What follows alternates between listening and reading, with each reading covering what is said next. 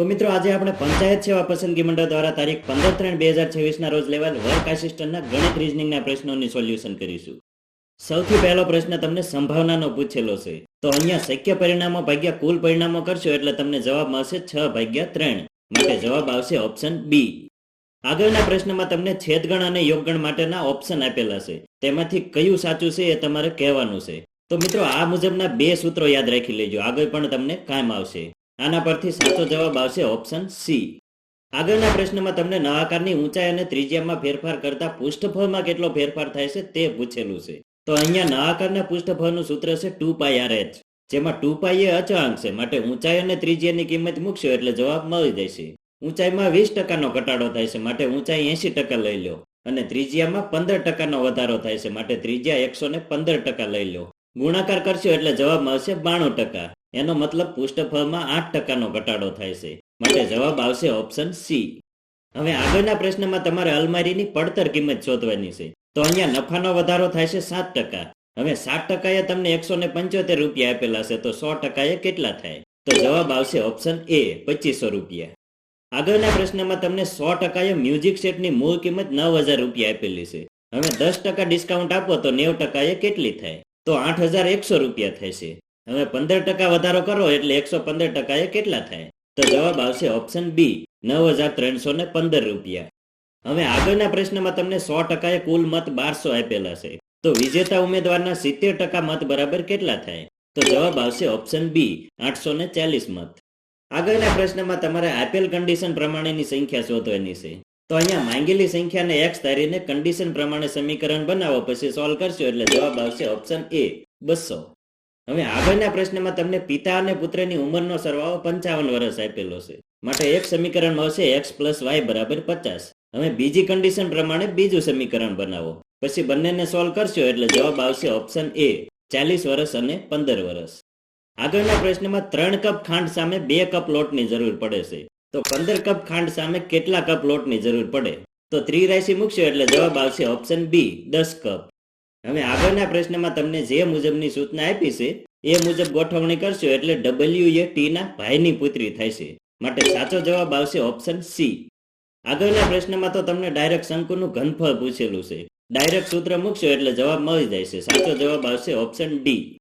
આગળના પ્રશ્નમાં તો તમારે ડાયરેક્ટ ભાગાકાર જ કરવો પડશે. વારાફરતી ભાગાકાર કરશો એટલે આપેલી સંખ્યાને માત્ર 14 વડે જ ભાગી શકાય છે. માટે સાચો જવાબ આવશે ઓપ્શન સી. હવે આગળના પ્રશ્નમાં તમને સરેરાશ પૂછેલી છે. તો સરેરાશનું સૂત્ર કુલ રન ભાગ્યા કુલ ઇનિંગ્સ કરશો એટલે જવાબ આવશે ઓપ્શન ડી 36. હવે આગળનો પ્રશ્ન પણ સેમ ટુ સેમ જ છે. અહીંયા સરેરાશ ઝડપ શોધવાની છે. તો કુલ અંતર ભાગ્યા કુલ સમય કરશો એટલે જવાબ આવશે ઓપ્શન બી 54 મીટર પ્રતિ મિનિટ. આગળના પ્રશ્નમાં તમારે પાઇપ સી નો સમય શોધવાનો છે. હવે ડાયરેક્ટ આ મુજબનું સૂત્ર મૂકો, પછી એમાં કિંમત મૂકો એટલે જવાબ મળશે 4.8 કલાક. પાછળના 0.8 કલાકને મિનિટમાં ફેરવો એટલે સાચો જવાબ આવશે ઓપ્શન ડી 4 કલાક ને 48 મિનિટ. હવે આગળના પ્રશ્નમાં પણ તમારે એ જ સૂત્ર મૂકીને પહેલા ટી શોધવાનો છે. હવે પાઇપ સી 1 કલાકમાં 1/21 ભાગ ખાલી કરે છે. તો 210/41 કલાકમાં કેટલો ભાગ ખાલી કરે? તો સાચો જવાબ આવશે ઓપ્શન ડી 10/41. હવે આગળના પ્રશ્નમાં જે સૂચના આપી છે એ મુજબ માર્કની ગોઠવણી કરશો એટલે કંઈક આ મુજબનો ક્રમ મળશે. તો અહીંયા કે અને ઈ વચ્ચે કુલ 2 લોકો આવશે. માટે સાચો જવાબ આવશે ઓપ્શન એ. હવે આગળના પ્રશ્નમાં તમે ડાયરેક્ટ સાદા વ્યાજનું સૂત્ર મૂકશો PRN/100 એટલે જવાબ આવશે ઓપ્શન ડી 840 રૂપિયા. હવે આગળના પ્રશ્નમાં તમને 2 વર્ષનું સાદું વ્યાજ આપેલું છે 2000 રૂપિયા. તો 1 વર્ષનું થાય છે 1000 રૂપિયા અને અડધા વર્ષનું થાય છે 500 રૂપિયા. હવે 1 વર્ષનું ચક્રવૃદ્ધિ વ્યાજ અને સાદા વ્યાજનો તફાવત શોધશો એટલે મળશે 25 રૂપિયા. તો આ જે 25 રૂપિયા મળ્યા એ 6 મહિનાના સાદા વ્યાજ પર મળેલું વ્યાજ છે, જે હતું 500 રૂપિયા. હવે આના માટે તમે સાદા વ્યાજનું સૂત્ર મૂકશો, પછી એમાંથી વ્યાજનો દર R શોધશો એટલે જવાબ આવશે ઓપ્શન બી 10%.